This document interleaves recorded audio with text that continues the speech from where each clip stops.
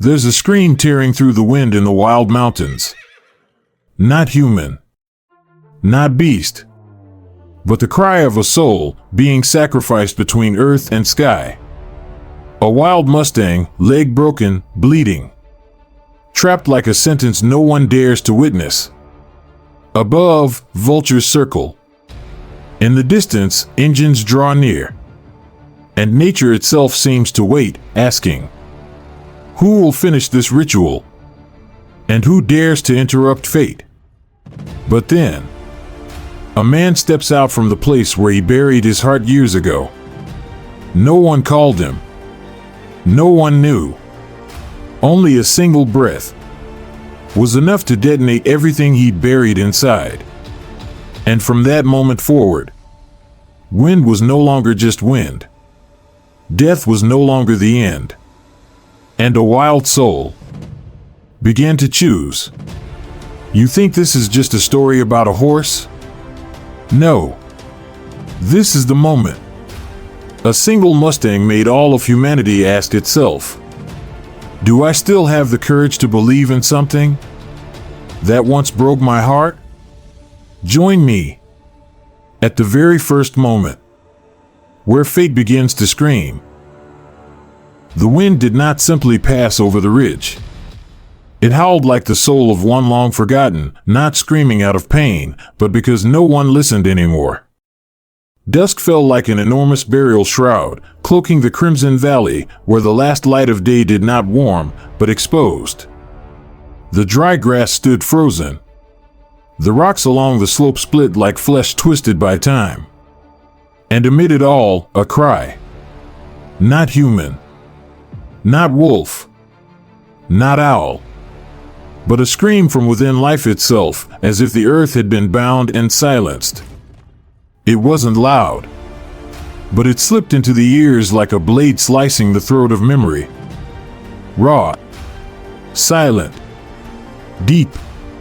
At the far edge of the valley, where two cliffs folded in like a gate waiting to be knocked upon, a gray form writhed in dust and dried blood. Ashmore. No one gave it a name, for a wild soul has no need for words born of men. Yet the name had always existed, in the soil, in the wind, in fossilized bone, and in the kind of legends only we still remember. Ashmore, a wild Mustang the color of ash and storms, ribs showing, mane matted, and eyes that had never known surrender. A crude snare gripped its hind leg, the rope had cut deep, slicing through tendon, mixing blood with dust, turning the ground where it fell into an altar of raw flesh. Each time it flinched, another sliver of freedom was stripped from the world. The wind did not rest. Above, vultures circled, patient, as if officiating some ancient rite. And Ashmore stood at the center, not as a beast, but as a spirit chosen to test the heart of the earth and sky. One leg was broken, twisted like a willow torn by a storm. Its back trembled. Its lips cracked. Blood congealed like bark. But those eyes, they didn't plead. They didn't panic. They simply stared straight into the forest. Into the place no man could reach with sight alone. Had anyone been near in that moment, they wouldn't have heard a horse. They would have felt a calling. Not from the creature, but from deep within themselves. Something ancient. Something misplaced across lifetimes. A nameless voice that tightens the heart without warning. And then, from beyond the horizon, the wind shifted. It no longer thrashed like the tantrum of nature. It pulsed, steady, like distant drums. Like a herald whispering, something is coming. A wind, carrying the scent of worn leather, of night fire smoke, and memory. In a place where no one believed in miracles anymore, there were still souls that knelt in silence. Not to beg, but to be understood. Some people don't die in the usual sense. They still breathe, still walk, still open their eyes each morning. But everything inside them has turned to stone. Elias Grant. Once a military veterinarian, known among his unit in Afghanistan as the hand that brought back life. Not because he saved many people, but because he was the only one who could calm a warhorse terrified enough to bite through its own tongue after the thunder of a bomb. He once had a life in central Wyoming. A small white cabin, a literature teacher wife, a daughter who loved drawing horses in green crayons, and a black warhorse named Valor, intelligent, loyal, and more human than most men. Until that night. An unexpected storm. A sudden skid. A phone call that went unanswered. And a scorched photograph. The only thing left in his hand. Amid the wreckage. Sirens. And the sound of something breaking inside him forever. Elias didn't die. He simply left the world. By choice. He resigned. Sold the house. Refused condolences. Skipped the funerals. Then he drove north into the mountains. To a place locals called the Quiet Zone. No signal. No road signs. Nothing that needed saying. There, he built a cabin from old pinewood. No number, no address. And he lived inside it. Like a stone waiting to be forgotten. Days passed in a looping pattern. Wake up at 5 sharp. Brew coffee, but never finish it. Chop wood, though the fireplace was rarely lit. Clean an old rifle, never loaded. And walk circles around a yard that held nothing but wind. He hadn't touched a horse in 5 years. Spoke to no one. Opened no mail. Shed no tears. People called it depression. He called it silence. Because in silence, at least no one leaves you. And then, the scream came. It struck as Elias sat in the cabin. Rifle in hand. Eyes staring into nothing. A shriek sharp as a blade. It didn't come from above. Didn't echo in his ears. It hurled itself straight into his chest. Cutting through the dust of time. That had buried every nerve inside him. He froze. Was it the wind? Another phantom from the PTSD archives?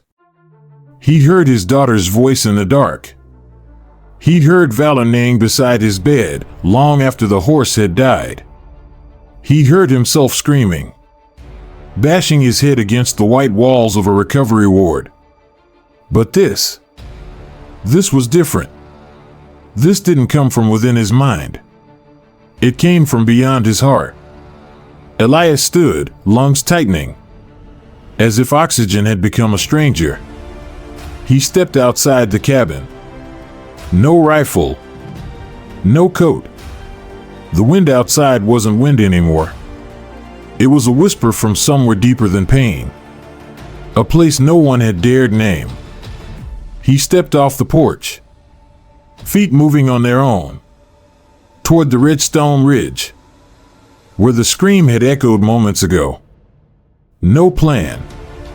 No purpose. Only a single blood vessel. Coming back to life. Dragging with it a heart that hadn't beaten properly in 1,823 days. And within each gust, he began to hear a question from nowhere he could place. Do you still believe? The wind sliced through the cracks in the rock like a whisper made of ice. You've heard it now. There's no turning back. Elias moved across the ridge, boots hitting stone, but he didn't feel the pain. His body moved, not from will, but because something was pulling him. Not toward a place, but toward a version of himself he'd once buried. And then, he saw it. Beneath the jagged cliffside, where sunset light fell like razor-thin blades, lay a horse. No. Not a horse. A soul. Bound and broken between earth and sky. Ashmore. Its body was caked in dried blood and dust. Eyes wide open. Ears pinned back. Nostrils foaming. One front leg twisted at an unnatural angle, like a sapling snapped in a storm. A filthy rope dug deep into its hind leg, anchored to the ground like a sacrificial stake. With every breath it took, the red dirt drank a little more blood. Elias stood frozen. This wasn't a trap. It was an altar. And Ashmore, the offering. Still alive. But nature itself was waiting to see who would finish the ritual and who would dare interrupt it. He stepped back. Reflex. But Ashmore's eyes shot straight through him, like an arrow that didn't need a bow. Elias gasped. And then Valor returned to him. Valor, black as coal, was once Elias's third arm, his battlefield partner, his daughter's closest friend, the horse she used to fall asleep on during golden hour. The day the accident happened, Elias lost his wife and daughter, and Valor stopped eating for 3 weeks. Then one morning, he bashed his own skull against the stall wall. Elias found him lying there, blood seeping from his head, eyes wide open, as if asking, "Why am I still here when they're not?" Elias hadn't touched a horse since that day, hadn't believed since those eyes, and hadn't forgiven himself. Not until now. Not until these eyes. Ashmore's gaze held the same question. No blame. No fear. Just a silent plea for someone brave enough to step closer. Elias fell to his knees, not with his legs, but with his heart, trembling for the first time in 5 years. He reached out. Fingers brushed against the rope. Ashmore flinched, kicked, striking Elias hard in the shoulder. He flew backward, slammed into stone, gasped for air. It hurt, but he wasn't angry. He didn't pull away. He got up, kept going, silent, without words. No coaxing, no permission asked. He tore the sleeve from his shirt, wrapped it around the wound, pulled out a folding knife, cut through loop after loop. Warm blood soaked through the cloth. Ashmore snorted, but didn't run. In that moment, the line between Elias and Ashmore disappeared. No more man. No more horse. Only two wounds, finally recognizing one another. And then, the last knot came free.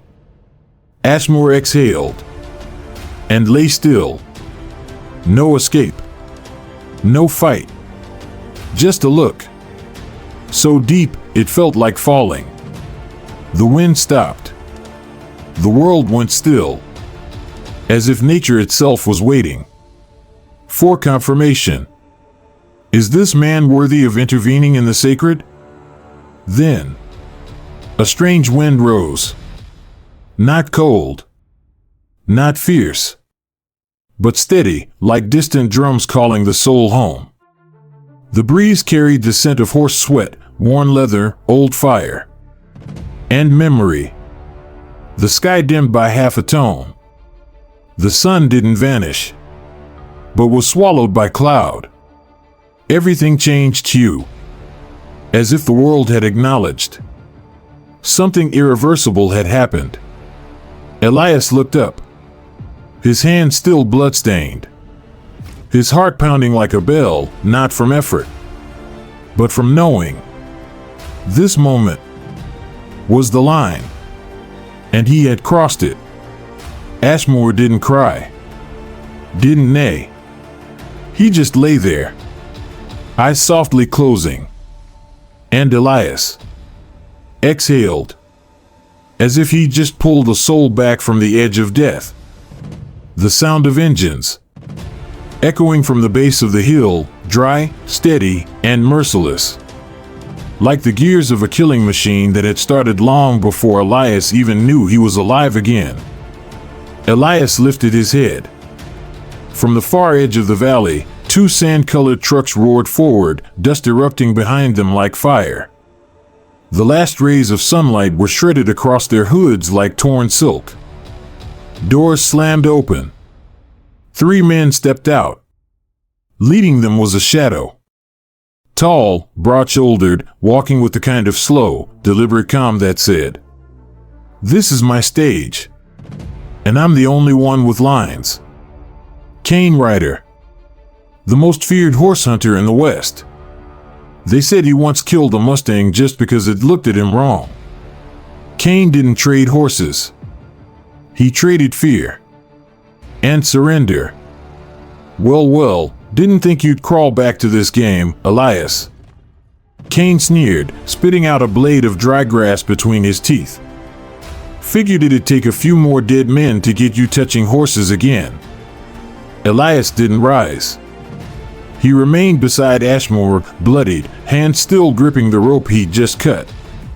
His voice was steady. "Leave." Cain chuckled, like a hyena watching a rerun of its favorite kill. "If you can still breathe, you can still bargain. Problem is, you're sitting next to a Mustang worth more than I can afford to let you keep." Ashmore raised his head. Ears twitching. Tension slithered through the air like static before a thunderstorm. "Cain," Elias said slowly, rising to his feet. "He's injured. Front leg might be broken. He's worthless to you now." "Oh, so what? You think I came here to run a charity?" Cain took another step. His boots scraped the gravel like claws on bone. Jared and Mikey, the two behind him, hovered a few steps back. Guns still strapped to their backs.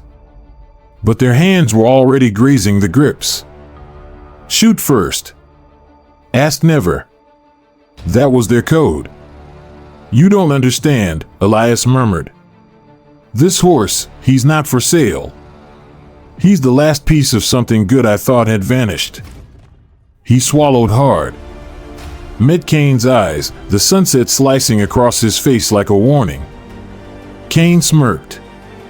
"Poetic. But I don't believe in poetry. I believe in market value. Even injured, a Mustang fetches a price. A little retraining. Few lashes. Tie the legs. Starve him 3 days. He'll heal like a mutt." The way Cain spoke of breaking horses made Elias feel like he was listening to a butcher discuss preserving hearts. Elias paused. He needed time. Ashmore couldn't run. If Cain got any closer, he'd see the blood, the wound still seeping. "Cain," Elias said calmly, "the horses you catch, how long do they live?" Cain raised an eyebrow. "Not the point. You know I was a vet. I've seen the Mustangs you've taken. Not one survived more than 6 months. They died of infections. Died of fear. Died because no one listened when they tried to breathe." Cain's jaw tensed. He hated being dragged into the past. Especially by Elias. The only man who ever pulled a horse from Cain's grip and lived to tell the tale. "You've got 10 seconds. Let go of the horse. Step aside. And walk. I'll let you live." Elias didn't move. "Cain." 5. Ashmore's neck stretched. He gasped. His leg twitched. Elias whispered, "No. If you want him, you'll have to go through me." Cain smiled. But it died halfway. Because Ashmore stood up.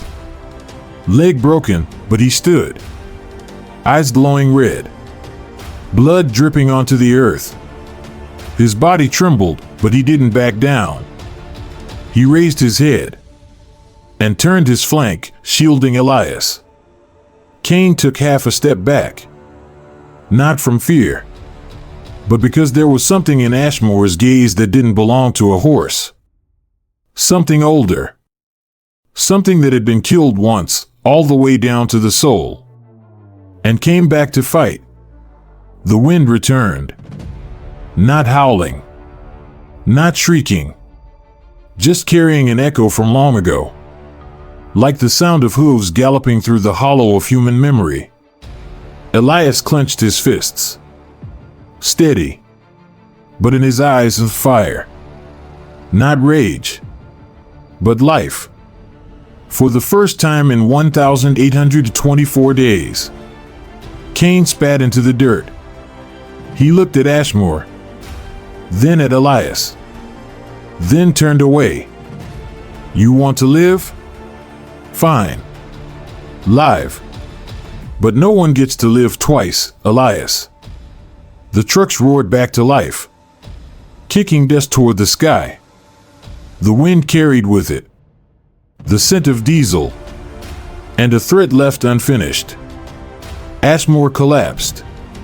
Elias caught him, bare hands on a broken body.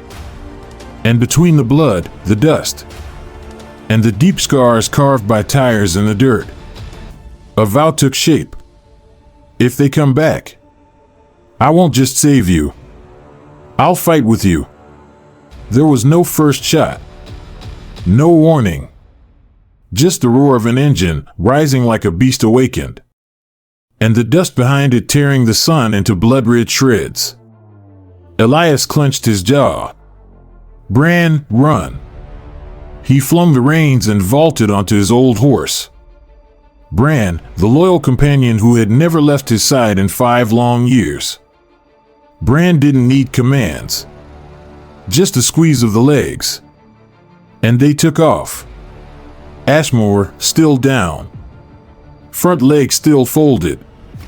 Fur still streaked with blood. Elias turned, shouting, "Get up, kid. Come on. Please, get up." 1 second. 2. Cain roared from behind. "Shoot the old one's leg first." Ashmore lunged up. Wobbly. Unsteady. But standing. Bran galloped past. Elias reached out. Grabbed the rope still looped around Ashmore's neck. "Go!" And the chase began. Wind screamed. Bullets split the air behind them. Branches bowed. Dust and stone exploded like landmines under hooves. Elias didn't look back. He couldn't. He felt Ashmore's breath ripping through clenched teeth beside him. Each gasped like it might tear his heart right out of his chest. Bran tore through the gorge. Ashmore stumbled beside him. Every step a fresh cut into already shredded muscle. Blood dripped. Onto stone. Onto snow. Onto Elias's palms gripping the rope with everything he had left. And then a question broke loose from inside him. Before he could even think. Is he running for me? Or for something greater? Bran veered right. Down a narrow path Elias hadn't taken in years. Just wide enough for 2 horses. Sheer cliffs on both sides. No turning back. No turning around. Behind them, Cain Rider firing blindly into the rocks. A bullet struck right by Bran's hooves. The horse screamed, reared hard. Ashmore tripped. Collapsed. Elias felt the rope snap from his grip. Felt his chest go hollow. Ashmore down. Dust choking the air. Time fractured into a half-second that felt like forever. He turned. Ashmore lay crumpled. Eyes open. Still facing forward. Not looking at Elias. Not begging. Just waiting. For one more push. One more surge. One more moment of defiance. Elias spun Bran around. charged back, dismounted mid-gallop. He didn't scream, didn't plead, just reached out and tightened his grip on the rope. "Get up." His breath came in gasps. "Get up, Ashmore. Not for me. For yourself." The wind swept past. Gunfire cracked in the distance. A small whinny. Ashmore's chest twitched. Legs coiled. And then he rose. Blood dripping. Eyes burning. But on his feet. Elias smiled for the first time, with death breathing down his neck. Not because he hoped to survive, but because this was the right thing to do, even if it led straight to the end. All three, Elias, Bran, Ashmore, charged into the shadow of the mountain. The wind fell behind. The bullets faded. Cain screamed into the radio, but none of them heard a word. Only hooves, only breath, and a single thought echoed in Elias's chest. So old he didn't dare speak it aloud. Maybe I am still worth being believed in. Night fell like a door closing quietly behind them. The wind no longer screamed. It fell silent, compressed, still, as if nature itself was holding its breath. Elias tightened the reins, bringing Bran to a halt at the cliff's edge. Ahead, a vertical drop. Behind, Cain. Below, so deep, the moonlight didn't reach the bottom. Ashmore stumbled to a stop beside him, chest heaving, front leg still bleeding, body soaked. Bran trembled beneath Elias, completely spent. He looked around. No way forward. Only two choices remained. Stand and fight, or fall and disappear. Cain and the hunters had parked on the ridge behind them. Headlights glared down through the dust and darkness. Cold, white eyes locking them into place. A loudspeaker cracked, Cain's voice oozing down withdrawal and disdain. Cliffside. Nowhere left, Elias. You really think you and that thing are gonna jump? Elias didn't answer. He looked down at the reins in his hands. Torn in places. By blood. By hooves. By earth. Part of him wanted to hold on, like someone gripping reason in a flood.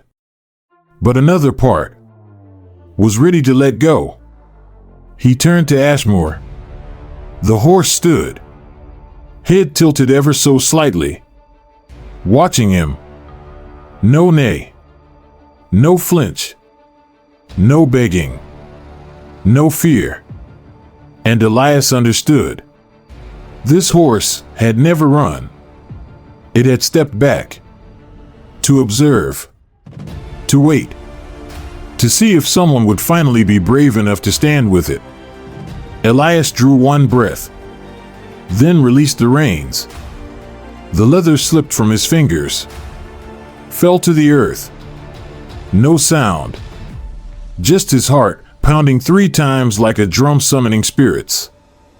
Ashmore didn't move, didn't run, didn't step forward, just stood there, free, and waiting.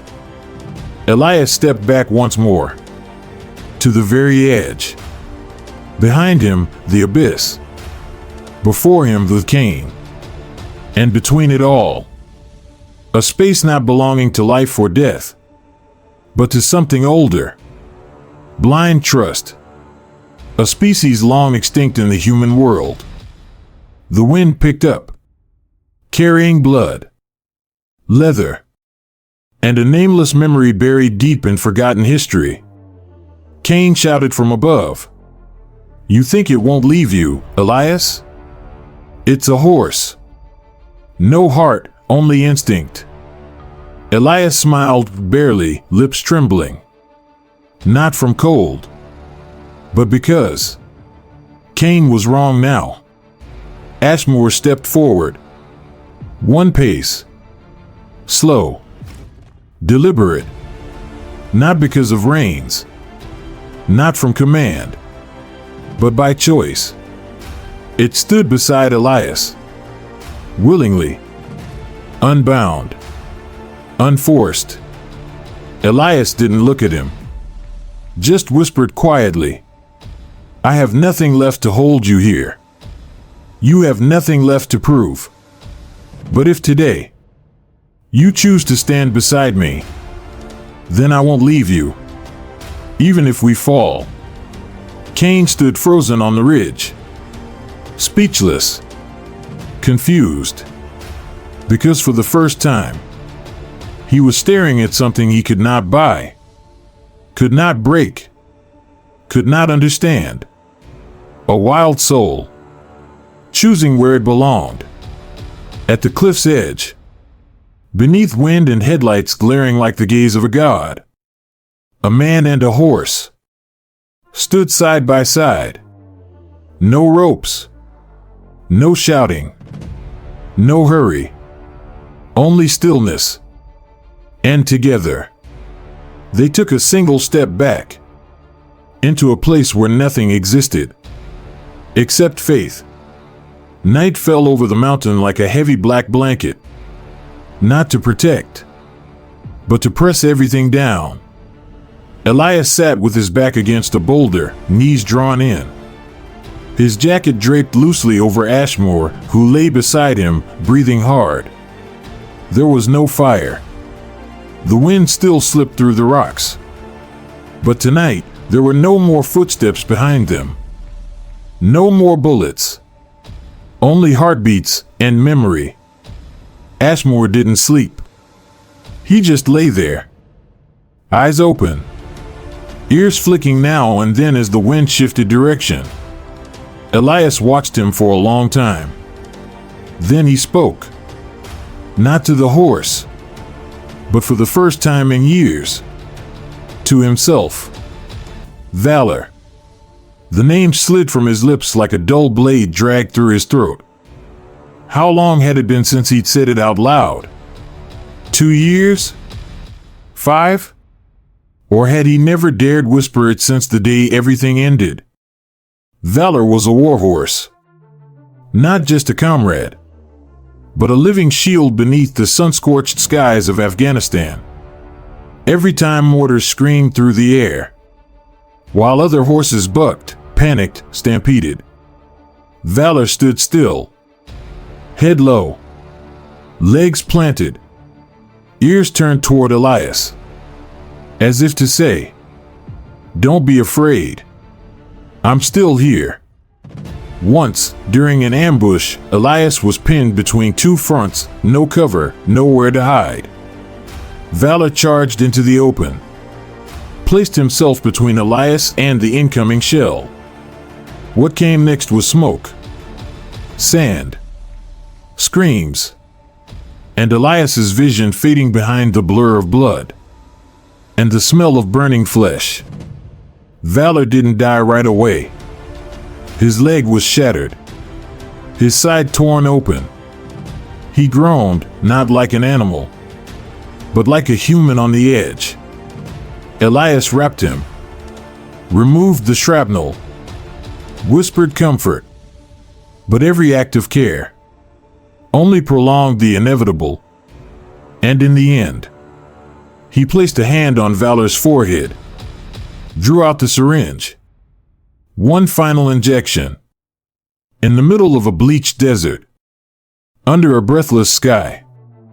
And Valor looked at him one last time.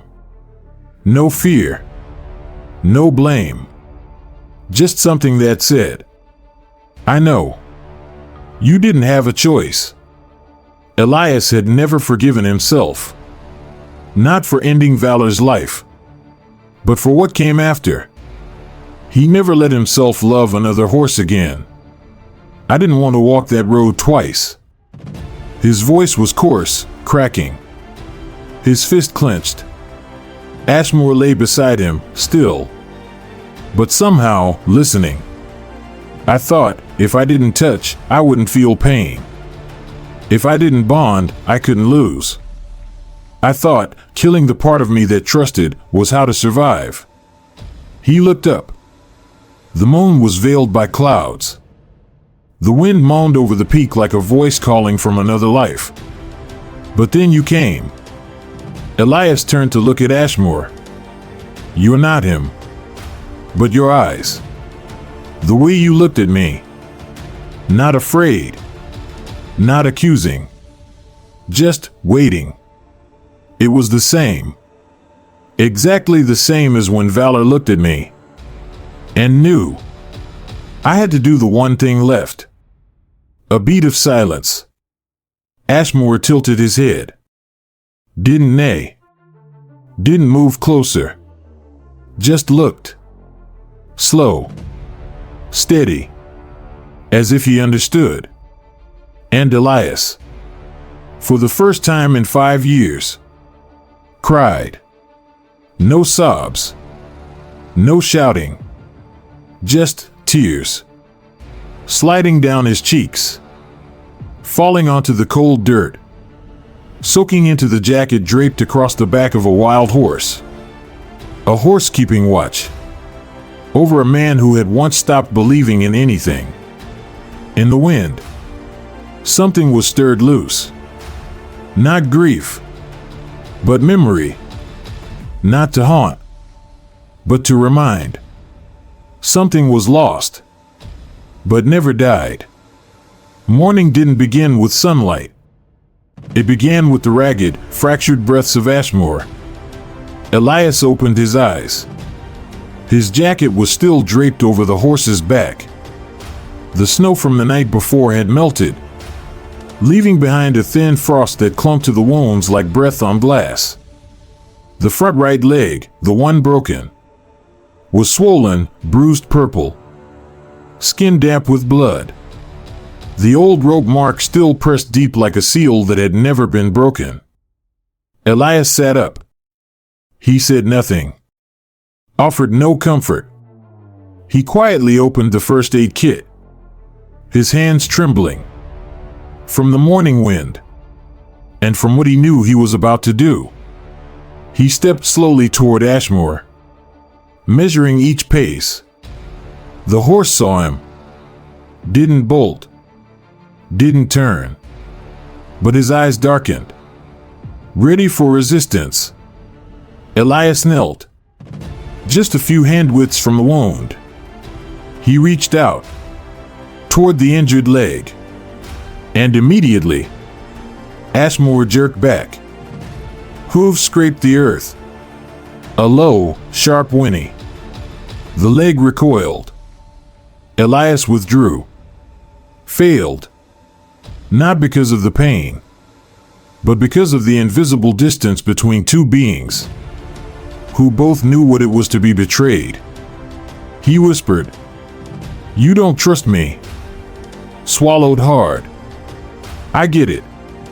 He opened his shirt, tore the last intact sleeve, exposing bare skin. The folding knife in his hand quivered. Not from fear, but from knowledge. Love without shared pain means nothing. Slice. The blade swept fast across his upper arm, leaving a long, raw cut. Blood sprang forth, dark and warm. Elias didn't flinch.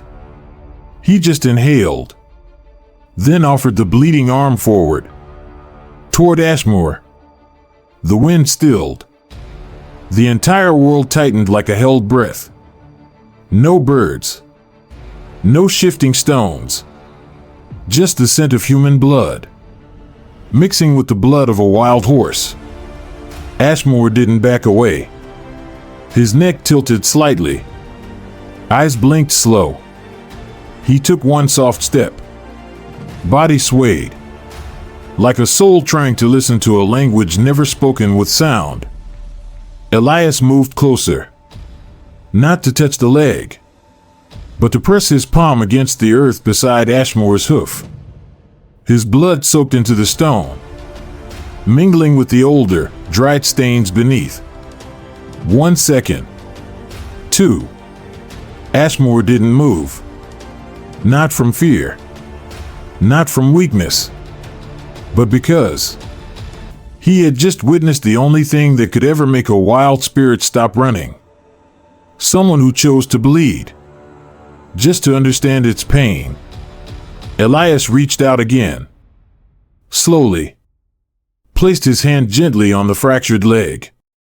No bite. No kick. Only silence. The kind that exists beyond species or instinct. He began wrapping the leg. Carefully. Deliberately. Using the same fabric that now held his own blood. Ashmore breathed steadily. Chest rising and falling. But the doubt had faded from his eyes. Only one question remained. Will you stay? Elias tied the final knot. Gave no answer. But lowered his head. Rested his forehead gently against Ashmore's neck. Where the pulse of man and horse crossed paths. It was a moment no human would ever witness. Only the wind, the rocks. And two wounded things. Healing each other through understanding. It is not death that makes us run. It's the feeling that no one understands our pain. But this morning, two beings stayed. No words. No fear. No reins. Just presence. Just breath. Just belonging. The sky burned blood red when Cain returned. No siren. No warning. Just the frozen growl of engines rumbling between old trees. Like a predator catching the scent of blood on the wind. Elias turned, eyes wide. Ashmore had been standing since morning. His wound was wrapped tight, front leg still trembling. But he didn't back away. He turned toward the sound. Ears forward. Eyes glowing like slow-burning coals. Cain wasn't alone. 4 men. 3 rifles. 1 sawed-off shotgun. No questions. No talking. They hadn't come to kill a horse. They came to erase the memory of resistance. I gave you a choice, Elias. Cain's voice ripped through the edge of the trees. And you chose a damn animal? Elias said nothing. He stepped in front of Ashmore. Unarmed. Face streaked with dust and sweat. Lips dry. But his heart pounded. Not from fear. But from the knowing he was about to lose the one thing that made him still human. Cain marched forward. Closer. Closer. Gun slung over his shoulder. That sneering smile stretched across his face. Step aside. Cain's voice dropped. Or die with it. Ashmore growled. A low, contained sound. Like thunder buried deep in the bones of the earth. Elias raised a hand, blocking the horse gently. No, he whispered. Don't fight. Not for me. Cain raised the butt of the gun. And lunged at Elias. But like a black lightning bolt, Ashmore burst forward, tearing through the air like a storm let loose. His leg still hurt. Blood still leaked. But the body moved as if made of fire, not bone. Crack. The rifle butt slammed into Ashmore's chest. Teeth snapped shut. A scream ripped through the air. The horse collapsed. Dust exploding like a broken planet. The sun vanished behind debris. Ashmore. Elias screamed. No time to think. No time to fear. He ran. Fell beside the twitching body. Mud, blood, fire, and wind colliding in a maelstrom of pain. Cain raised the gun again. Steel flashed. Game over. And that was the moment Elias broke open. Not because of fear. but because for the first time in his entire life, someone didn't leave him. Even if it was a horse. Even without words. Even with a shattered leg. It still chose to stay. To protect. To take the blow meant for him. Elias surged to his feet. Eyes ablaze. Face streaked in blood, his, Ashmore's, it no longer mattered. And he screamed. You are not an animal. You are a soul. The forest froze. Wind pulled back. Leaves stilled. Cain hesitated. His gun dropped an inch. And Ashmore, still lying on the ground, opened his eyes. Not with sight, but with the last flicker of spirit beneath torn flesh. A faint sound. Jared stepped back, unsure. The wind shifted. From afar, Bran let out a piercing whinny. A cry that echoed like a war drum. Cain stepped back. Blood trickled from Ashmore's neck. A straight red line. But the eye stayed open. Elias knelt, pressing his palm against Ashmore's chest. A pulse. Faint. But real. You're the last living piece of me, Elias whispered. And I won't let you die. Not when you're the first soul that ever chose to stay beside me. After everything. And for the first time in his life, Cain turned away.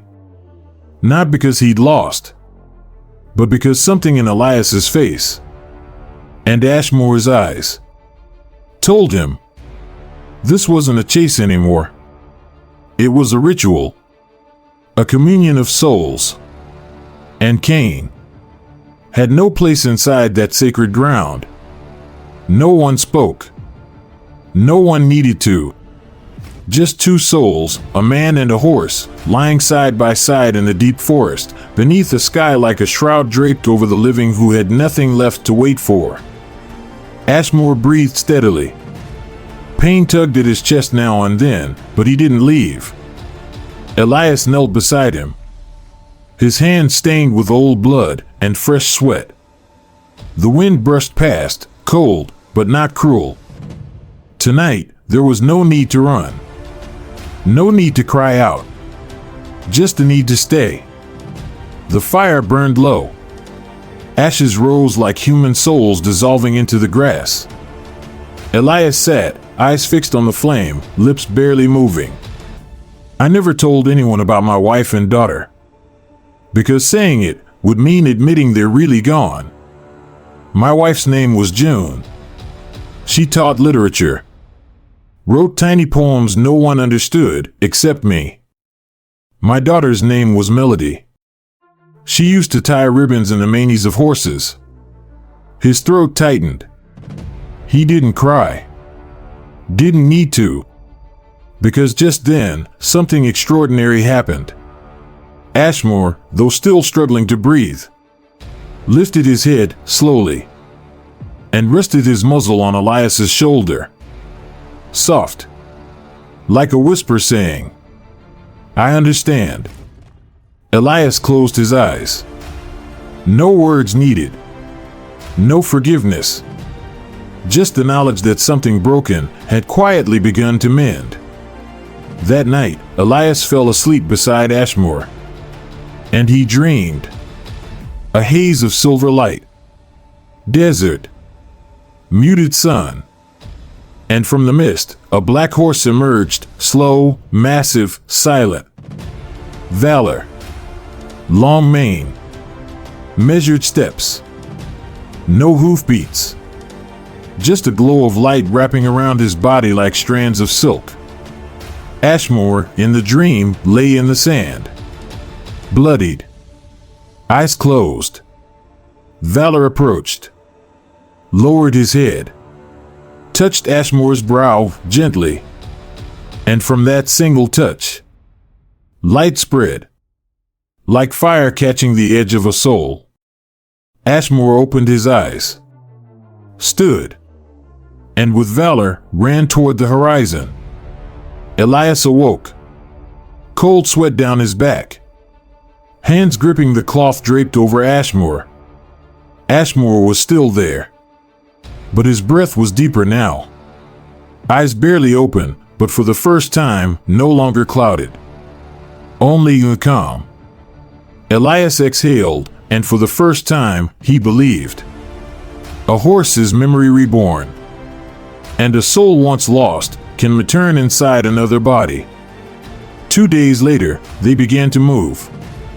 Elias led Ashmore through a narrow mountain path, a dry ravine with only one jagged trail winding between the rocks. He whistled.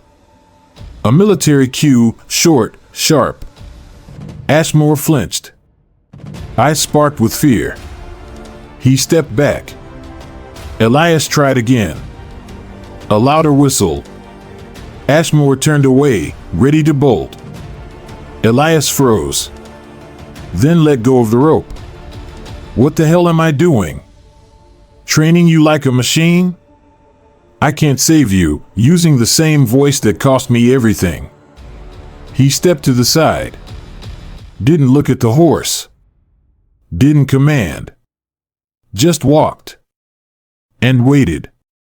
Ashmore took one step, then another. Not pulled by a rope, not summoned by command, but moved by choice, by companionship. That afternoon, the sky dimmed, winds rose, and storm clouds gathered like held breath. Cain and the hunters were back, just half a ridge away. The only way out was a broken rope bridge, dangling between two cliffs. Just one shot at crossing.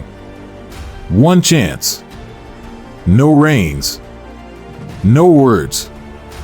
Elias crossed first, reached the far side, turned back. Ashmore stood at the edge, facing the gap. Bridge swaying, mane whipped by wind, front leg trembling. Elias said nothing. No come on. No let's go. Just looked. Just believed. And held out his arms. And waited. 1 second. 2. Wind howled.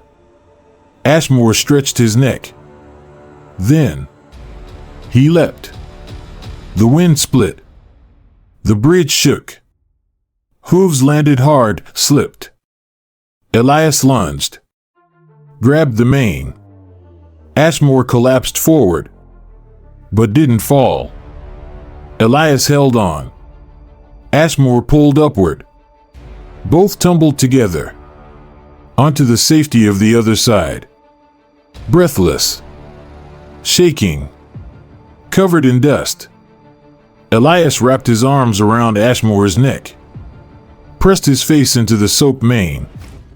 You chose this. Not because of a rope. Not because someone told you to. But because you believed. And I will never betray that. The wooden bridge still trembled beneath Ashmore's hooves. Behind him, the wind whipped. Ahead, Elias had already crossed. Ashmore stood in the middle. But he wasn't looking at the drop. He was looking at him. A gaze that seemed to ask, do you truly need me? Or just a reason to keep going? Elias didn't answer. Didn't call. Didn't open his arms. He just looked back. Bare eyes, stripped of all demand, all expectation, all authority. I need you. But not to save me. I need you because only you remind me I once knew how to live. Ashmore blinked. One step. Then another. Not for Elias, but because he chose to stay. In the only place a heart can be called, by a single look. On the third night after the escape, Ashmore collapsed.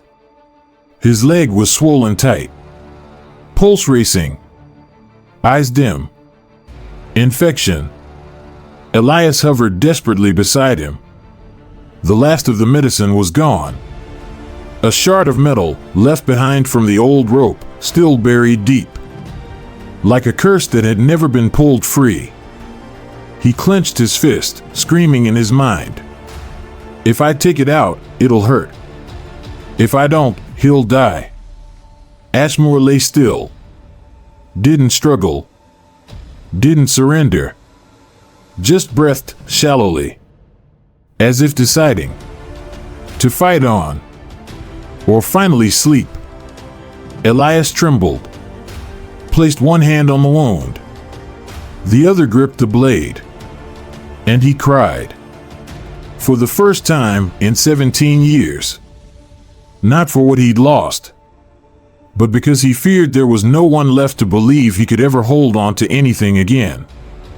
If you die, at least you'll know. Someone stayed. The knife sliced through flesh. Ashmore jolted. Blood surged.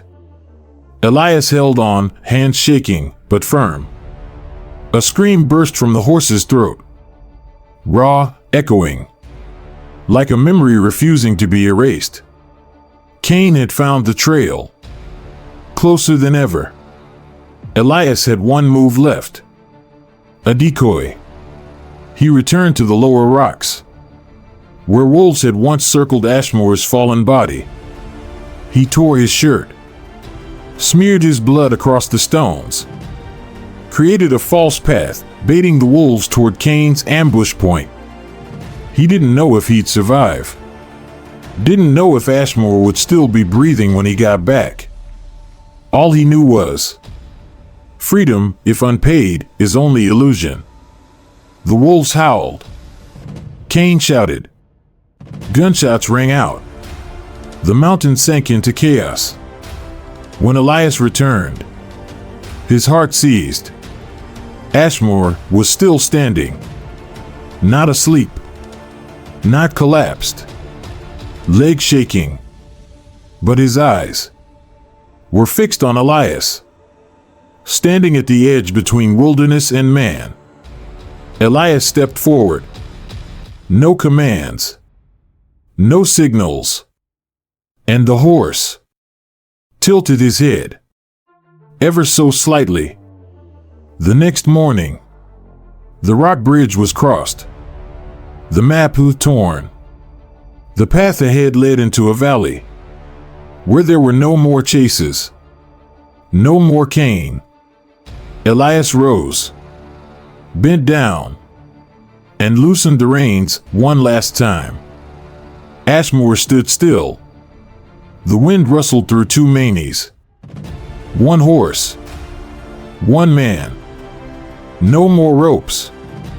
No more ties. Just this. I was here. And so were you. No words. No need for them.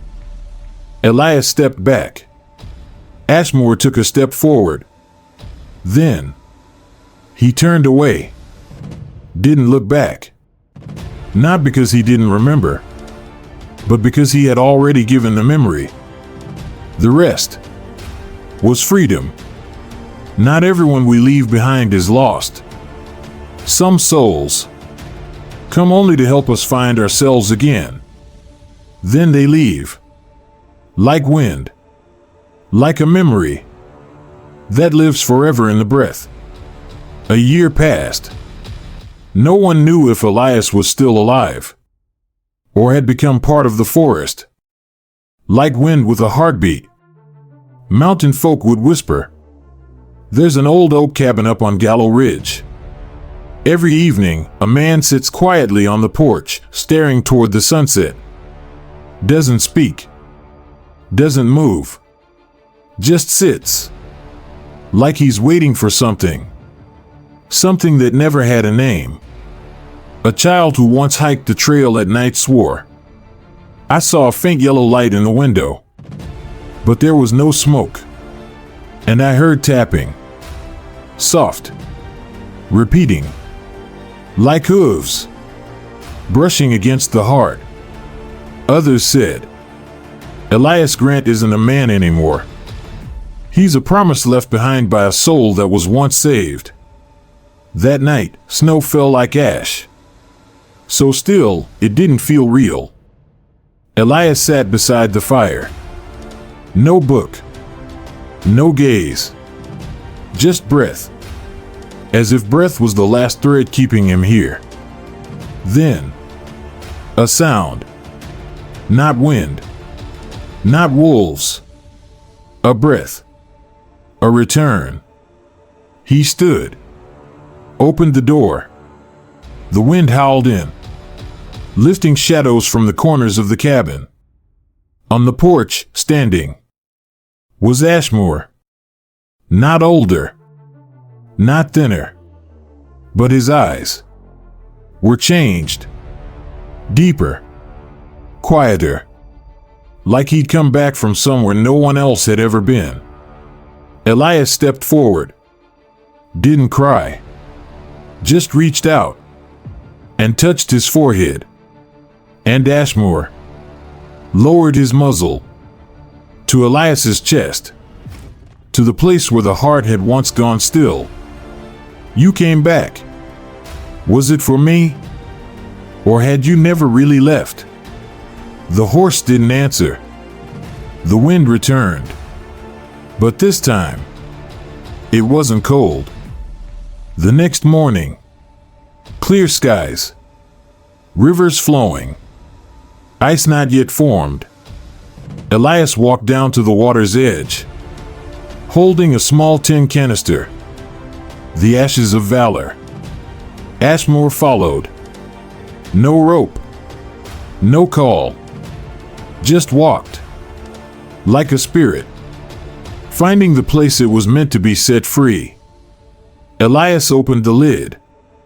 Ashes, light, gray, still.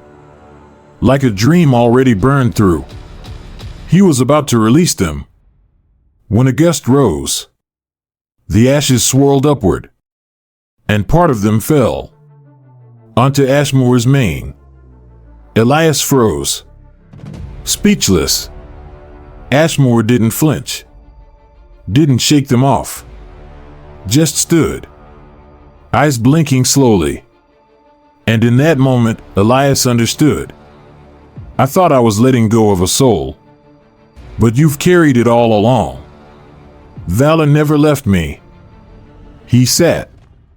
Placed the empty tin by his side. And for the first time, whispered his daughter's name. Melody. You see this, don't you? I didn't let any soul die alone. Not even my own. Ashmore stepped into the water. Didn't look back. Elias didn't stop him. Midway through the silent river, Ashmore paused. For just a second. Turned his gaze toward Elias. Not with sight, but with something deeper. No goodbye. No thank you. Just, I've returned the soul to where it belongs. And the horse turned, swam to the other bank, walked into the forest, faded into the mist, like a dream that had finally lived and been set free. A soul once saved a man, and was saved in return by freedom. No one knows where Ashmore went. But they say, every winter, up on Gallow Ridge, there's a man who still sits on a porch, watching the snow. And sometimes, just sometimes, there are hoofbeats on the frost. Some souls don't come to stay, not to belong, not even to be named. They come simply to remind us that there's still a part of us that isn't dead. We've just stopped reaching for it for far too long. Ashmore didn't save Elias like a miracle. He saved him like an ancient ritual, where life and freedom only survive if both sides are willing to remain in each other's pain. And you know what? This story isn't just about a horse. It's about us. Those who once loved something so deeply, and then lost it. And somewhere along the way, we chose to survive, instead of truly live. To truly save someone isn't to pull them out with strength. It's to sit beside them, inside their pain, and say, I don't understand everything, but I'm not leaving. We can't keep every soul that crosses our path, but we can choose to stay. Exactly when the world makes it feel like no one would. And if you've been waiting for a sign that you're still worthy of trust, of forgiveness, and of being loved again, then that sound of hooves was the call. Because maybe, somewhere out there, an Ashmore is still waiting for you to choose to stay. If this story made your heart pause, if something inside you just woke up, leave a like, not for the video, but as a whisper. I still believe. Share this story if you believe. There's still someone out there who needs to be reminded they are not alone. And if you want to keep walking alongside wild souls through sacred journeys between horse and human, hit subscribe so you won't miss the next whisper from a wild heart.